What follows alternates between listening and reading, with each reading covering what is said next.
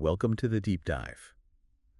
Getting into drug design, working with molecules, it really feels like this incredibly delicate balancing act. Oh, absolutely. You find something, it hits the target, but then maybe the other properties just aren't right. Yeah, that's the core challenge, isn't it? Optimization. You've got this promising molecule, this lead, but maybe it won't dissolve properly. Right. Or maybe it's just a nightmare to actually make in large quantities. Or it doesn't stay in the body long enough. You need to tweak it, change the structure. Without killing the original activity. Exactly. And it's so difficult because, changing one bit often messes up something else entirely. So chemists use this technique, Bioisosterism.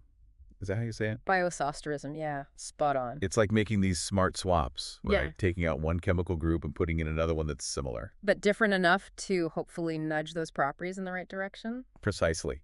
Think of it like swapping a specific Lego brick. The overall thing looks kind of similar, but that new brick changes maybe how it connects or how it fits. And, well, traditionally, finding the right Bioisostere, the right swap, it's been a mix of deep chemical knowledge, intuition, Gut feeling. sometimes, and digging through databases of known examples, known swaps. And I'm guessing that has its limits. Sounds like it could take a lot of time. Maybe you're just finding things people already knew about. That's exactly the problem. It's not always super efficient, and crucially, it doesn't really guide you towards truly new chemical ideas.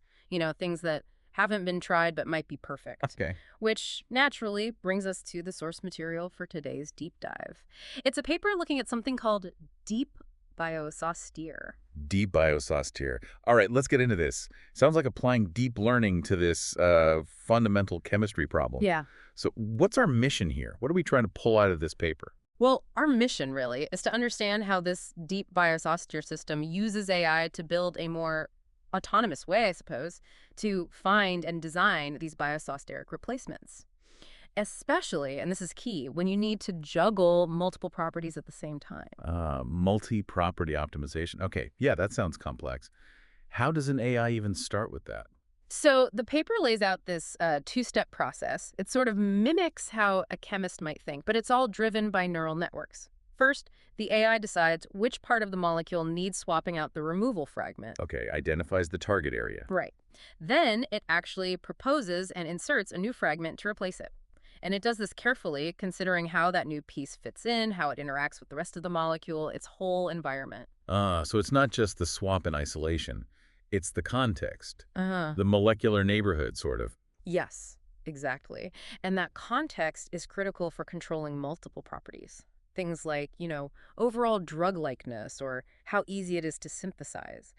They depend on the whole structure, not just one tiny change. Yeah. The system uses these fragment-level embedding networks to learn that compatibility. That makes sense. And did the paper actually show it working? Like, could it tune multiple things? Right. They mentioned adjusting lipophilicity, log MeO, while keeping weight steady. They did, yeah, and with pretty good results. For log P, the model could shift it up or down predictably, with minimal change to the molecular weight. They also tackled drug likeness measured by something called QED, which bundles several desirable features. That sounds harder. It is harder, yeah.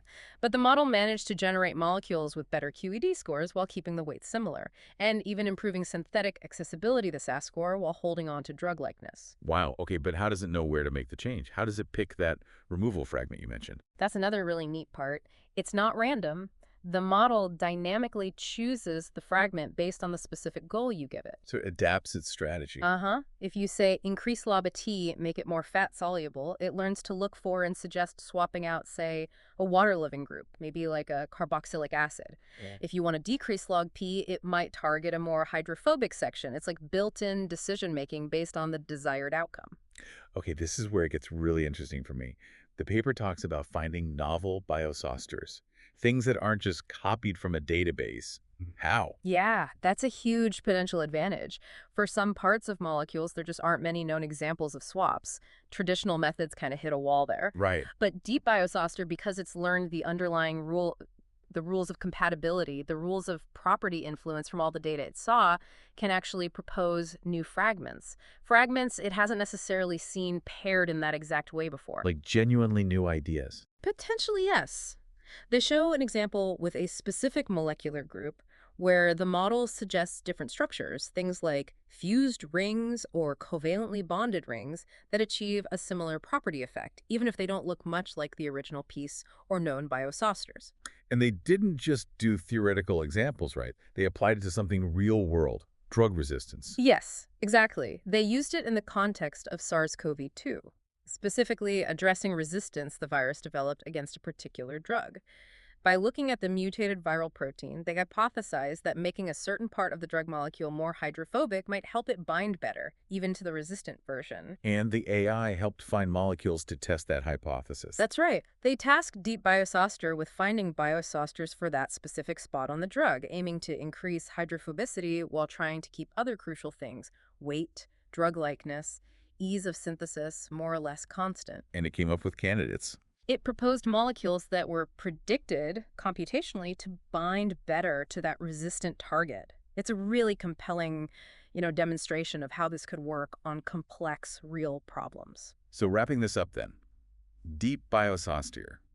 It seems like a really significant step towards, well, an autonomous system for this kind of molecular optimization using bioisosterism. I think so. It can handle multiple properties, it understands the molecular context, which is crucial, and maybe most excitingly, it can potentially discover genuinely new chemical modifications, things beyond what we already know. Yeah, it offers a powerful new tool, potentially really speeding up that optimization phase in drug development, which can be such a bottleneck. It definitely feels like a leap forward. And it makes you think, doesn't it? If we connect this to the bigger picture, if AI can learn to make these incredibly precise, multi-objective chemical tweaks, solving this complex molecular design problem, it leaves you with a question to ponder. What other really intricate design challenges, maybe across completely different scientific fields, could deep learning help us unlock next?